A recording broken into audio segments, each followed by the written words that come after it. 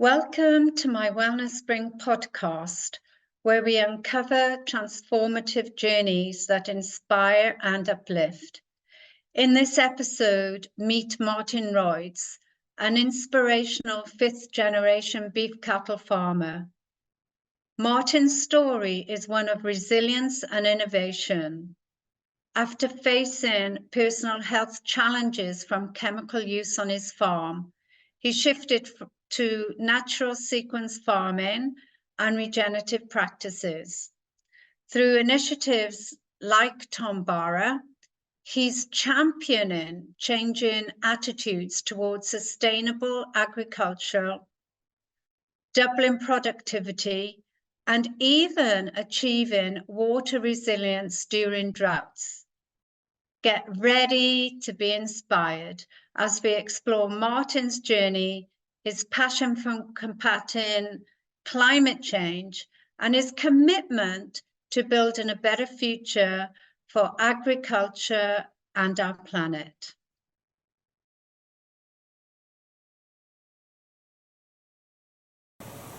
Welcome to Wellness Spring, Martin. It's so lovely to have you on the show today. Thanks, Beverly, and Brian behind the camera. And what I'd like to ask you, being a fifth generation farmer, what was the turning point for you to change from conventional farming to regenerative farming? Beverly, I think I started early, even when I was a young kid growing up not far from here on the Shoalhaven River. I had a veggie garden there and I loved that, and so I was always interested in growing plants. When I was at boarding school, I set up a veggie garden there, and then as a result of the cattle crash, we got pulled out of boarding school, and so I was only 14, 15 then, and realised that agriculture was struggling financially, and my father had gone through the boom years of the 1950s when the Korean wool boom was on, and then it has been a steady decline. So you could see that financially, in terms of trade, we're going backwards. Ecologically, at school we learned about salt expanding at a tennis court a second in Western Australia, and all these things were thrown at us when we were at school, and the Dust Bowl and those sort of things were still fairly big topics when I was at school. And so you've got this financial, economic things, and I deliberately went to university to learn natural farming, or natural science. So I did an applied science, natural resources degree, instead of going to agricultural college where most people learned how to big machinery, more chemicals and that sort of stuff. And I thought it was just more of the same, what I would have learnt there. And so I left uni, sort of a greenie, wanting to do all that, but then I got hoodwinked into believing that the new chemicals out were just the best way, because instead of destroying structure of soil with ploughs, which I'd learned about at university was not a good idea, these new chemicals only killed what you asked them to kill, and they became inert as soon as they hit the soil, and all those sort of lovely things that the salesmen tell you. So I got heavily into chemical farming and direct drilling and those sort of things in this district, and was one of the first spraying units and direct drillers, and I poisoned myself within 18 months and blew up, and now I just can't go near chemicals. So I was sort of, I don't know how I got conned into going that way when I'd learnt all this natural stuff, but then it was virtually forced on me to change. I'd been exposed to Hamish Mackay biodynamics and that sort of stuff, and thought he was on some pretty good whoopee weed, and it sounded all pretty ooh-hoo sort of things. But now I realise that there's a lot going on, and so I just then went out to educate myself, got hold of, it probably started with a mate of mine ringing up who I used to spray and sow his pasture, Rob, over the hill here, and he was doing the figures on farming at that time, which was in the early 90s. And he said, okay, we were in set stocking regime, and we used to plough everything out, put in a cover crop, and then not a cover crop then, it was just an oat crop for winter, and then you'd sow your pasture. And then when that pasture finished, you went and did it all again. And he did the maths. And he said, okay, Marty, how much does it cost to sow and spray a pasture? Because I started doing it chemically for him. And back then it was $240 a hectare. And he said, how long does it last? I said, 5-7 years. And then we all did it again. And then he said, how long does it take to get your money back? And I went, I don't know. He said, well, I've just done the figures and it's 10 to 12 years. So if it only lasts 5 to 7 years and it takes 10 to 12 years to get your money back, here, I won't use the expletive he used, but he said, we're stuffed.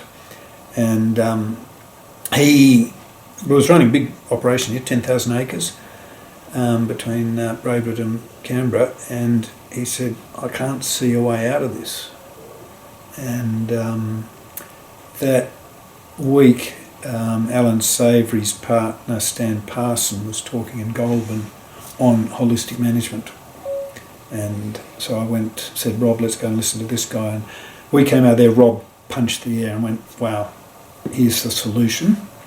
Yeah. And he went fully into holistic management, went and did the course, which was $2,000 for the course back then, which was pretty expensive.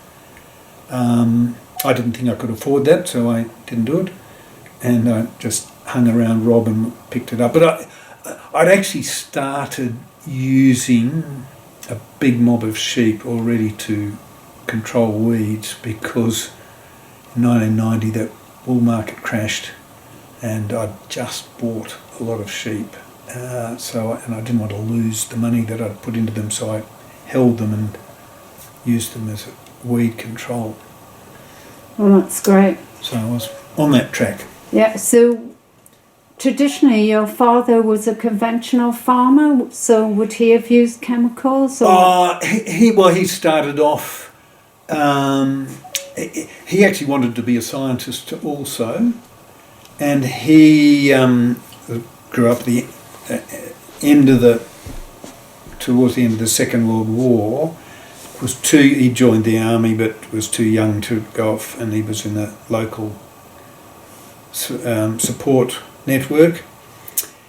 But he was an innovator. He did bring superphosphate, or was one of the early guys to use superphosphate in the area, inoculated clover, myxomatosis and those sort of things he brought in, and he actually got very sick. Not related to myxomatosis, but the locals all said, yeah, told you shouldn't go mucking around with those bugs, and he got pneumonia, but that was because he was just a bit of a workaholic. So yes, he'd been doing that. He did work very hard. He started with a farm that ran 500 wethers, and by the time he went upstairs, he had 15,000 DSE equivalent country. So he'd been hard worker, successful, innovative. He didn't get into chemicals, but when I did, he was employing me to pasture improve his country. And I did a few paddocks for him. And yeah, then I went on my organic path and holistic management, and then I met Peter Andrews, and I went out and met Christine Jones, later Elaine Ingham, and Alan Savory, and I sucked all the information I could out of them. And then when Peter came along, I actually started the Natural Sequence Association under Peter's tutelage. And so yeah, it was pretty heavy into all that, and started doing talks in town about a new way of farming. And Dad came along one time to one of those talks, And at the end of it, he came up to me and said, "So you're telling me everything I've done's wrong?" Wow. And it hit me hard. I went, "Oh, geez." And he was pretty serious. And I looked at him and I said, "Oh, come on, Dad, you changed, you were innovative and did all these things. And I started ploughing and sowing like you did,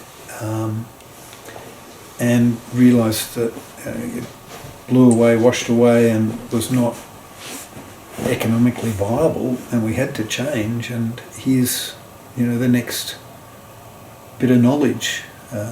And he took that on board and then used to come to my field days and drag my brother along. Yeah. Yeah. And you've covered a lot there. So it's great that you worked with all the top pioneers. And I think for the listeners, especially for people who are new to farming and especially regenerative farming, you hit the nail on the head with the cost. You had that aha moment when, Rob said to you with the figures, Yep. And so that's a big bonus for people to not choose the chemicals. Obviously, you got very sick.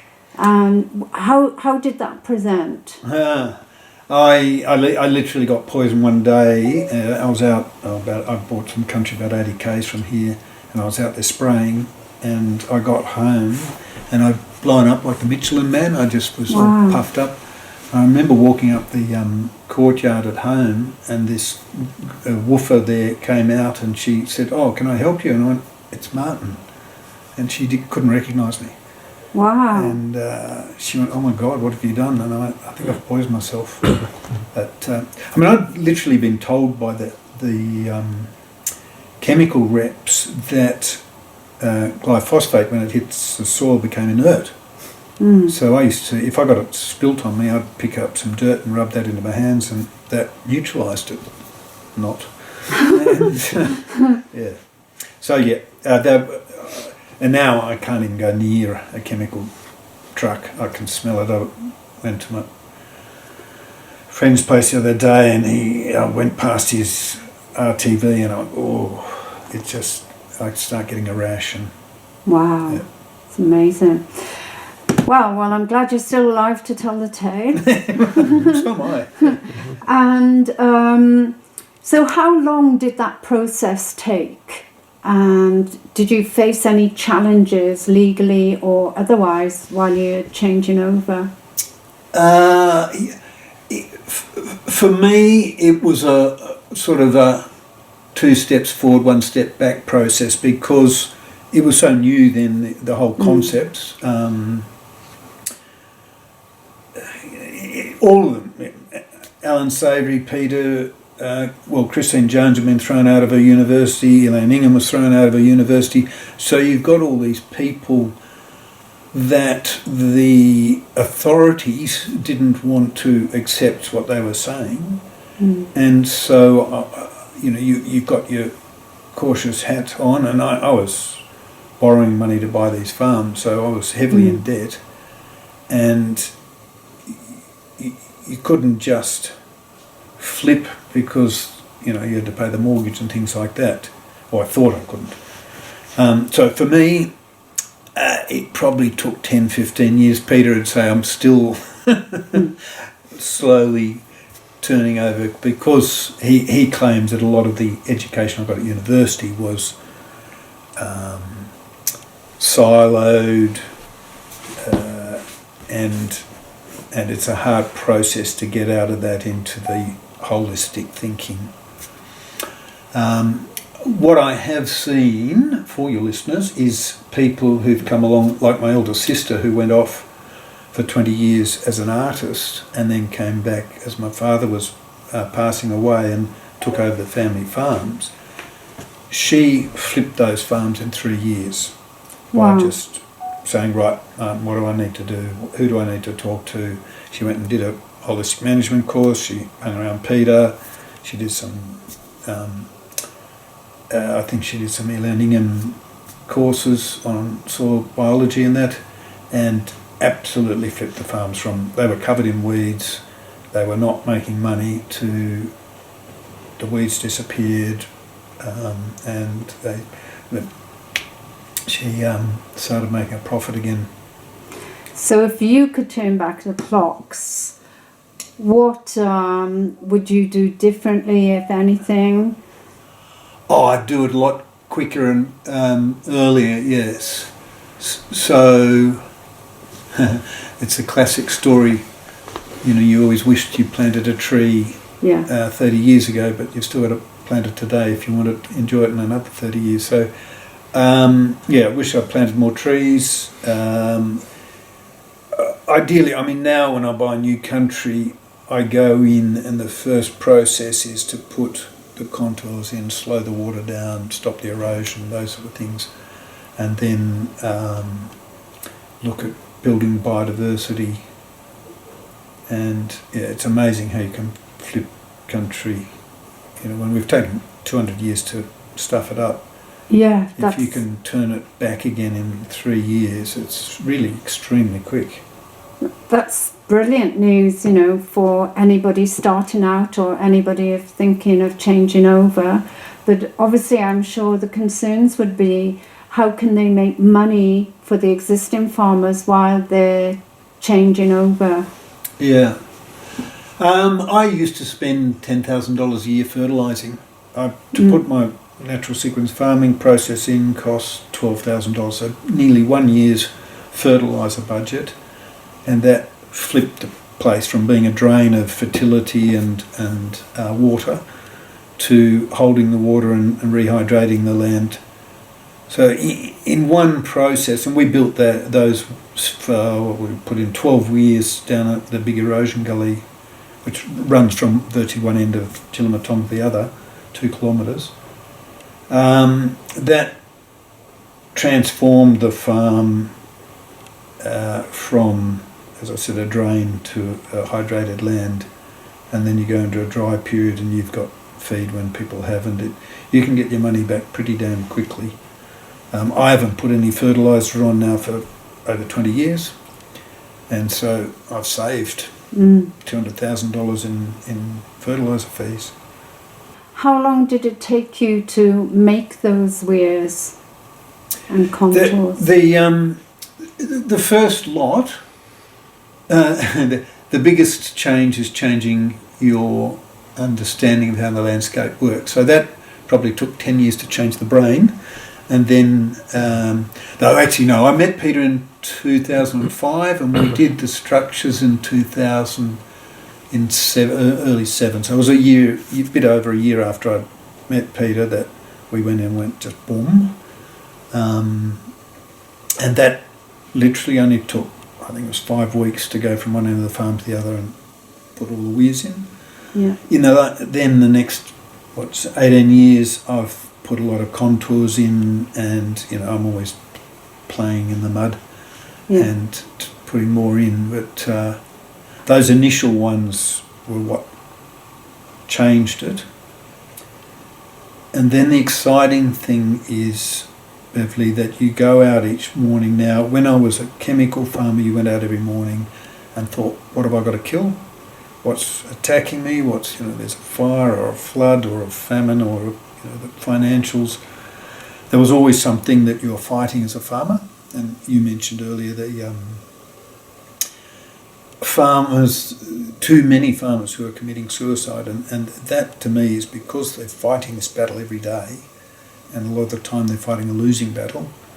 And a bit like my mate Rob, he was depressed when he did the figures and realised that there was no financial way out of where their farm was heading. And also, I think most farmers, or 99% of farmers, want to leave their land in a better state. And if they're honest with themselves, the farming techniques we've been forced into in the last few decades, and probably even for centuries, has been mining the land.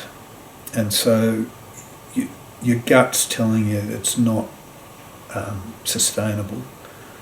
And then once you see you've flipped your mind into going out each day looking for something that's positive and something that you just need to tweak it and it gets better and better, then it's a totally different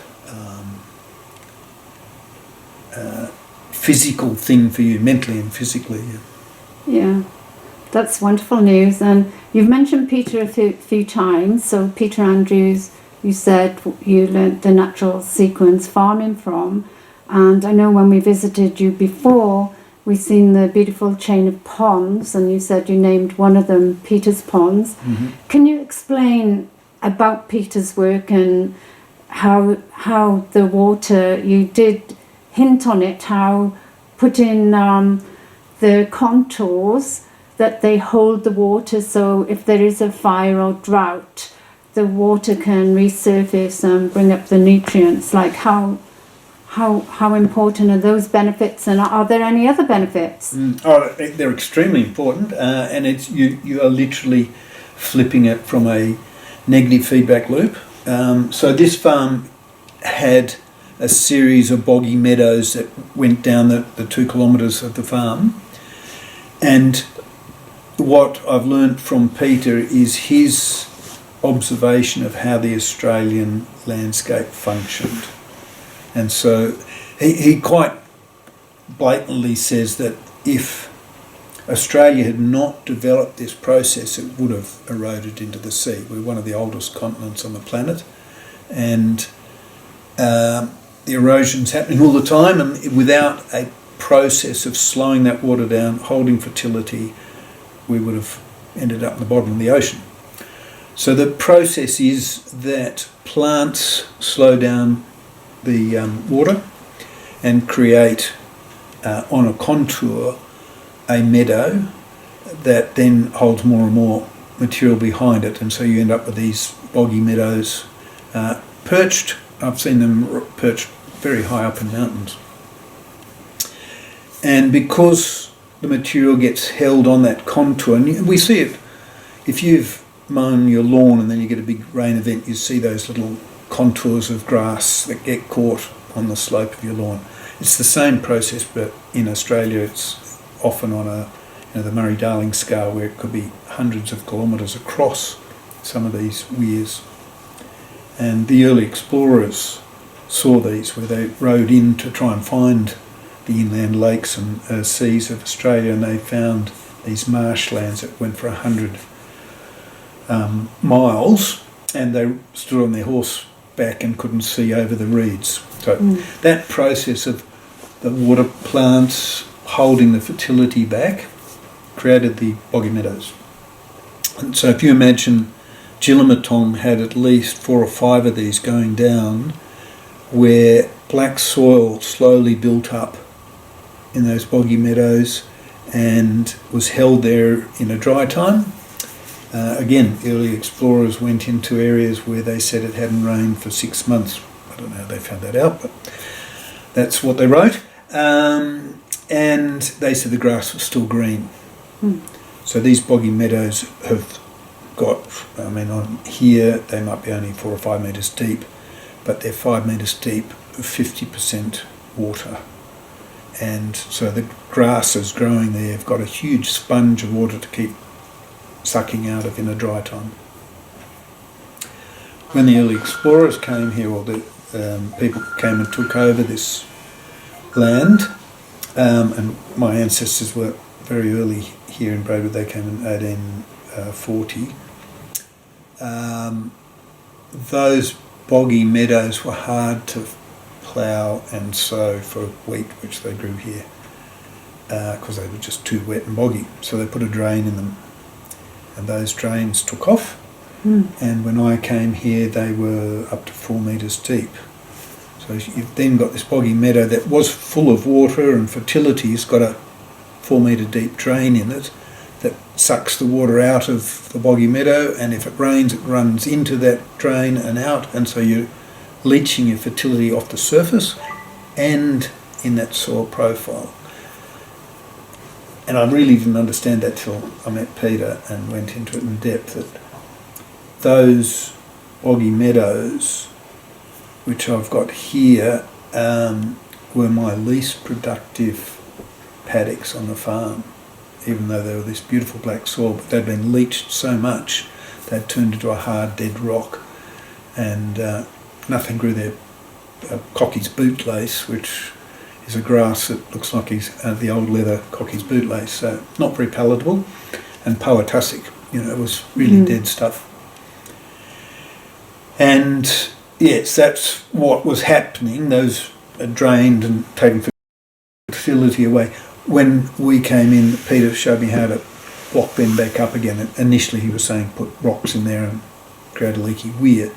But when we discovered that I had an erosion gully that was not named and not a third order stream, I was legally able to go in there and put structures in there.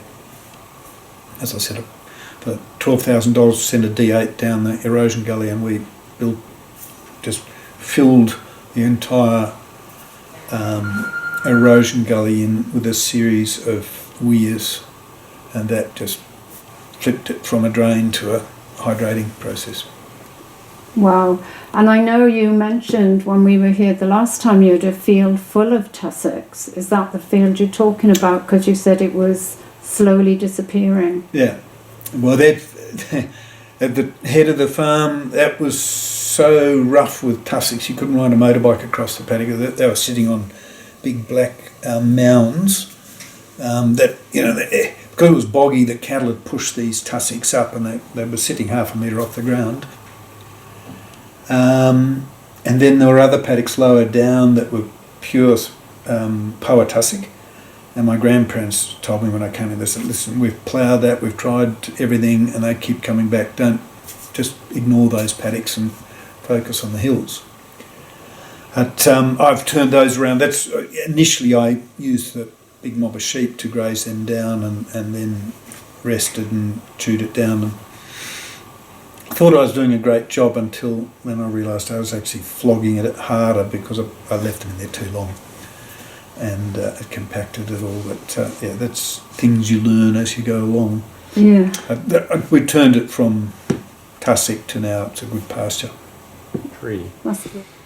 We were taught as a chemical farmer, you don't want to let any of these weeds go to seed, so you spray them all and to stop that weed cycle. And that's why they're burning all the country out in western New South Wales at the moment. They want to try and kill the weeds. And you're going, if you've killed the weeds, that means you've killed all the biology in your soil, and what are all the little bugs going to eat? And there's a negative feedback loop happening there. And the reality is, you should never be able to kill all the weed seeds in your process. But and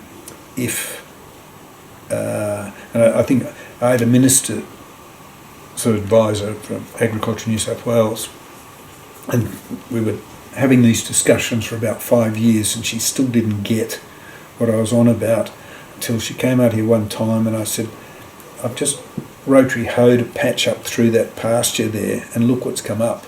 So there was this beautiful pasture, and then there were all these weeds, thistles and carrot weeds and sorrel and everything you could think of coming up. And I'm going, what do you think of that? She said, oh God, you better spray all those weeds or they could take over. And I went, they just came up because I cleared all the pasture. The seeds are there and there, but they're not coming up. I don't need to poison them. I just need to get a healthy pasture growing, and they won't express themselves. But they're there. If something goes wrong, it gets burnt, I overgraze it, or I plough it, the seeds are there to cover the ground and repair it all. And I need those weeds. And you just saw the light go into going, oh my God. And she was looking round and round the whole paddock going, there's no weeds here. Yeah, but the seeds were there. Those are not a second cycle of weeds. They just are just coming up. And it's exciting to see that aha moment. And a light bulb. Yeah, That's great. And like you say, you got allergic to it with all the chemicals. If the animals are eating those chemicals, what is it doing to us long term? It's bizarre. I even did it myself. wanted to reduce the amount of chemicals I was using, and I found that one of the chemicals that we used to kill flatweeds with thistles and those sort of things was MCPA amine. And if you sprayed it on at a fifth of the normal rate, it changed the chemical structure of the thistle, and it went from a flatweed to standing up, and it went from high carbohydrates to high sugars, and I could get my fat lambs to eat them. So I could use 1/5 the amount of chemical and still get rid of the weeds by using the sheep to eat them. And then I sold them as fat lambs without even thinking, that chemical's now in those fat lambs. Because we were told that, it just became inert and disappeared, and maybe we didn't want to think about that chain. But I've seen in the last 20 odd years huge increases in allergies, mental health issues in young kids, and I think 90% of it is down to the food we're eating. Roundup was developed as a fungicide, and somebody told me the other day, it wasn't just a fungicide, it was nearly a biocide. And our gut's full of all these little bugs that break down food to give us the nutrients we need, and we've got Roundup now in our system. It's killing all those bugs and stopping nutrient pathways. We also went from the complexity of compost and organic fertilisers to these NPK chemical farming systems, where from the 97 elements we were only using 3 in a very chemical salt form. It was just crazy, the experiments we really went through. And the guinea pigs have been our kids. Yeah. And they're actually, the canaries are saying it's not good. And we need to change. And I get people coming and say, I can't afford organic food. And I say, I can't afford not to, because I can't afford to get sick. I don't want to, have the medical bills. And if I eat that crap food, I will get sick. And yeah, that's really good advice for the listeners when they choose to buy food. It's not about the short-term cost, it's about your long-term health, and obviously the amount of money you pay on medications and surgeries and so forth. Far exceeds the cost of buying some healthy food. Yeah. Most people don't. I had the Department of Agriculture, the federal department came here last week, and we were going through nutrient density of food, and I was explaining how carrots used to have 20,000 parts per million of carotene in them, but you can go and get one of those chemical carrots from Woolworths, and it could have 70 parts. So that's 70 instead of 20,000. Wow. Now, if you've got that 70 parts at $1 and you've got 20,000 parts at $3, which is the best value? This is far cheaper than buying that.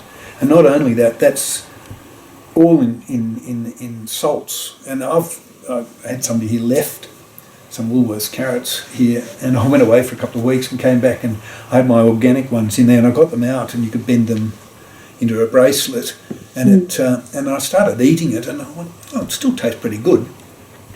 And I was looking at these Woolworths ones, and I pulled it out, and it was bright orange, firm as anything, and I snapped it, and you could still see the crystals of it's basically the chemical fertilisers are high in salts, and so they suck in water to try and osmotically balance things, and you end up with these cells that are really busting, full of water and salt, and no nutrients, and they snap.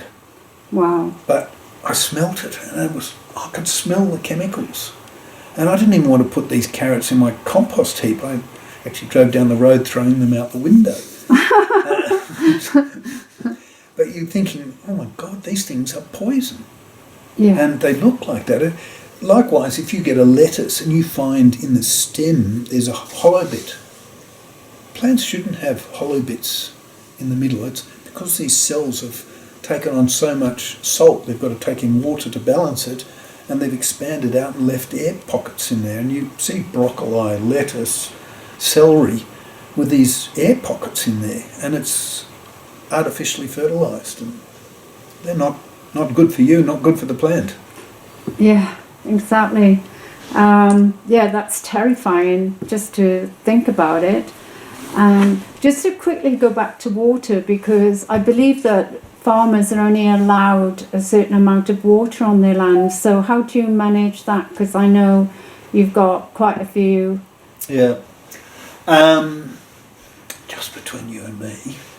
Yes, the legal thing is we're allowed to harvest 10% of the rain that falls on the land. And there's all sorts of calculations to figure that out. And that's with surface dams. However, there are a few loopholes, and that is that you can build erosion control structures and they're not incorporated in that harvestable rights. And then last year, I think, in this area, they changed the rules from 10% to 30%. Oh. And which seemed a hell of a big jump, but and then the new state government's got in and they've changed it back again. So there's a bit of a flip-flopping around in the legals of that. I've been accused of holding up more water and stealing it from my lower down neighbours. The erosion gully that runs off Chilmatong used to be ephemeral. It'd flood and then it'd be dry. In winter it was boggy, in summer it was just a dry erosion gully. Now that I've blocked it all up, we've got a pipe at the bottom that's trickling water out, and in 2019, 2009, when the Shoalhaven River stopped flowing, and that supplies 10% of Sydney's water, the mighty Shoalhaven, literally stopped flowing totally, and my system was still flowing 20,000 litres a day. So when you understand the principles and go through the process of slowing the water down the landscape, you actually end up with more water coming off the farm. And when Peter first told me that, I went, you can't make water, but you actually can. And the two processes are dew, so the daily water cycle. When I've got my long green grass there, it harvests dew every day. At least probably 150 to 200 days a year we get dew. If you've got short grass with bare ground, you don't get any dew at all. So I'm getting 1 to 2 mils a day. Wow. That my neighbour's not getting.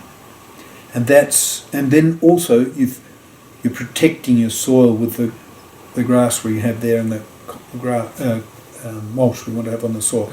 So if you get say a 5 mil rain event, mine's wet all the time with the dew, that 5 mils goes in and it's held in the soil. My neighbours get 5 mils, it evaporates in the next couple of days and they're back to zero again. So if you have a series of 5 mil rain events over 2 weeks, I've seen my neighbours get no growth at all and their soil's bone dry at the end of 20, 30 mils. Mine's going in and just building that bank of water, and then it starts flowing out the bottom because my bank's full. So that's one process. Yeah. The other is the evaporation that I mentioned by having ground cover, but the evaporation is far less off all my water bodies because I've got water plants, I've got screens to slow the wind down, I've got water plants that slow the surface area wind down, they increase the humidity, they decrease the temperature of the water. So if you've got a farm dam that's muddy, the top bit becomes really hot, and I've measured that bit 28 degrees on a very hot day, and below that it stratifies out and you get a deoxygenated cold bit underneath that's 15 degrees. On my weirs, where the water's clear, it was 18 degrees right through the whole soil profile. So 28 degrees, 18 degrees, you get 10 times more evaporation off that water than off my system. So I Wow, get less that's- evaporation, more infiltration. I Yeah. actually make more water and have more water coming off the farm than my neighbours. Wow, and that's a really good incentive for any farmer to have the weirs and contours and so forth. Because those laws were written in 1912 when we'd already destroyed most of the systems that were functioning in Australia, and we had an eroded drainage mentality, and they even had a dam mentality too. So their goal was to get as much water into their dam so then they could sell it to the irrigators or back to Sydney or whatever. It didn't take long when I've had some of those Office of Water guys here for them to realise that because they came here to issue a fine because I'd done my structures and the person downstream was saying, Martin, stop my water. And I'd asked them, we just had a flood event, the Tallowa Dam, which catches 10% of Sydney's water on the Shoalhaven. I said, when did it first start overflowing in that rain event? And it was like day 3 of the rain event. And that's basically the first bit of water hit there and it filled up and overflowed. And then it flooded over there and they had a big flood and it all went out to sea with all our fertility and left a lot of gravel in the bottom of the dam. So they're losing capacity and we're losing our fertility. And I showed them here how my system hadn't even fully filled up yet. And it was at least day 8 till my system filled up and started overflowing, and it was clear water overflowing. And then that water went down, and they could then see that if they had the whole of the Shoalhaven catchment functioning as it used to, they wouldn't have had that flood. They wouldn't have lost fertility. They wouldn't have filled their dam with silt. They would have had the water slowly coming up and then flowing for another 3 years afterwards. And so they didn't issue me with a fine.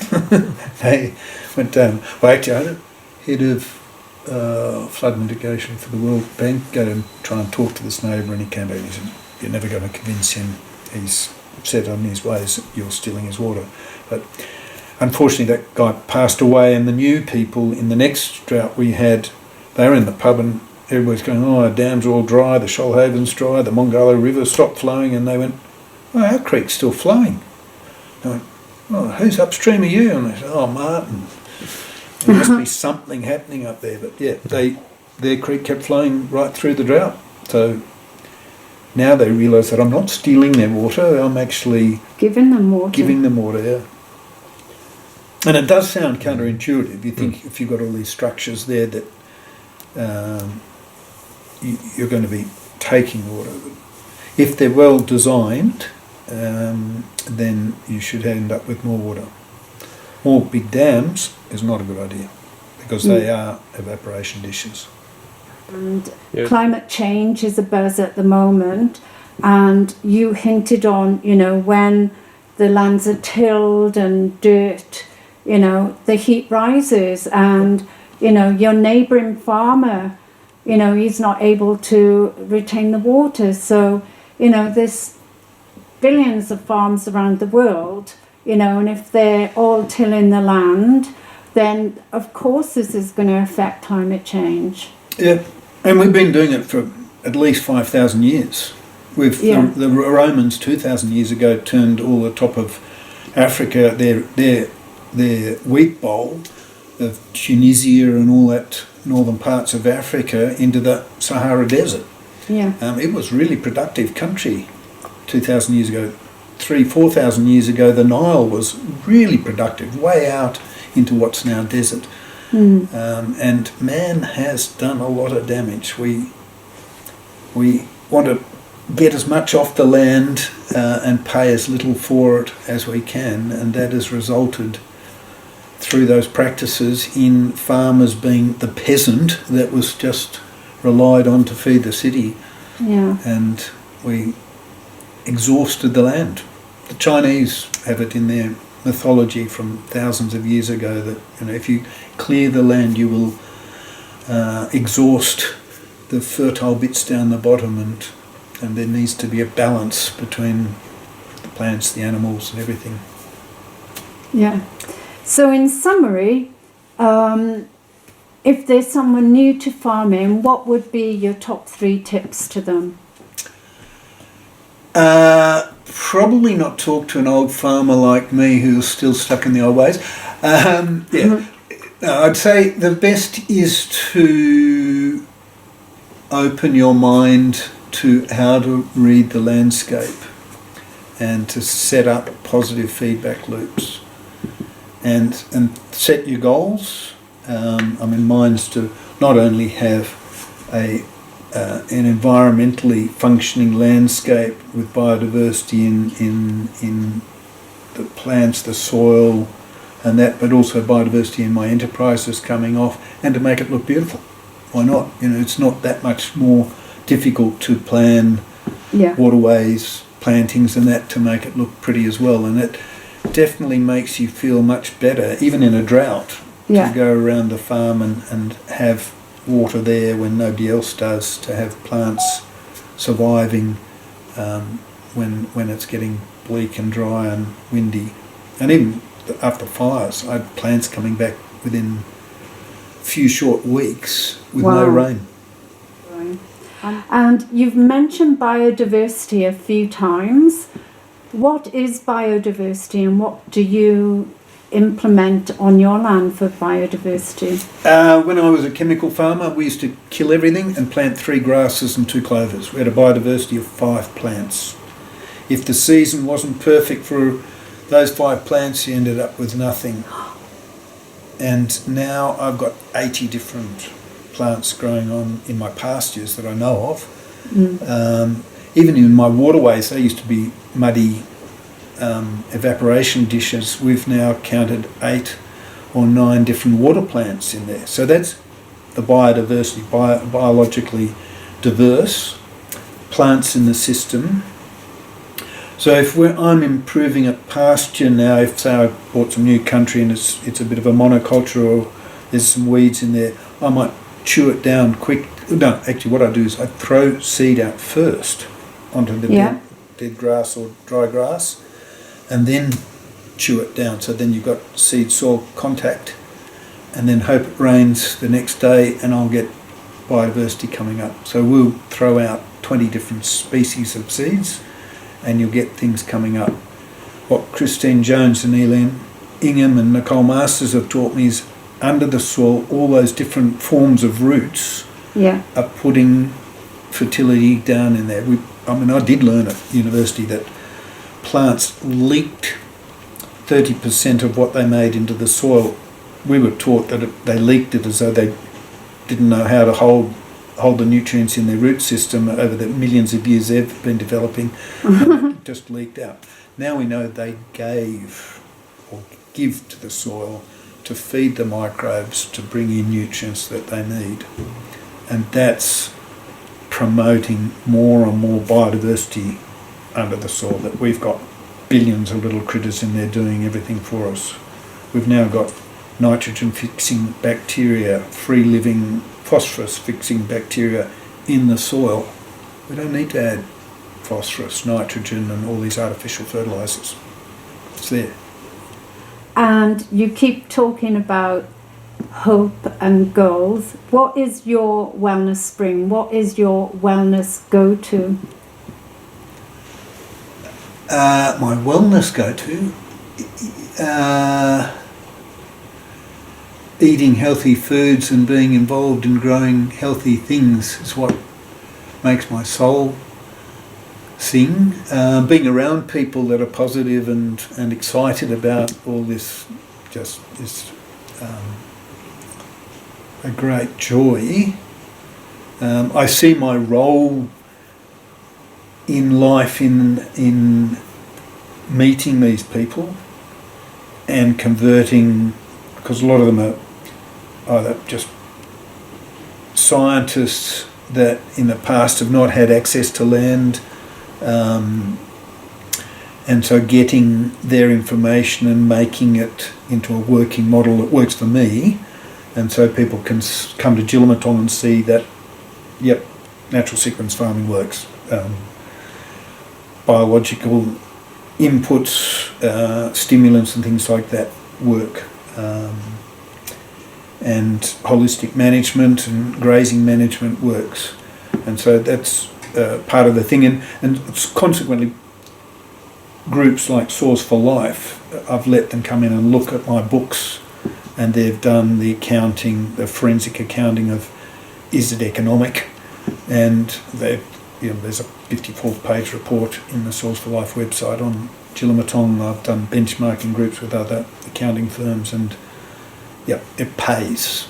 Apart from it looking good and feeling good, you make more money.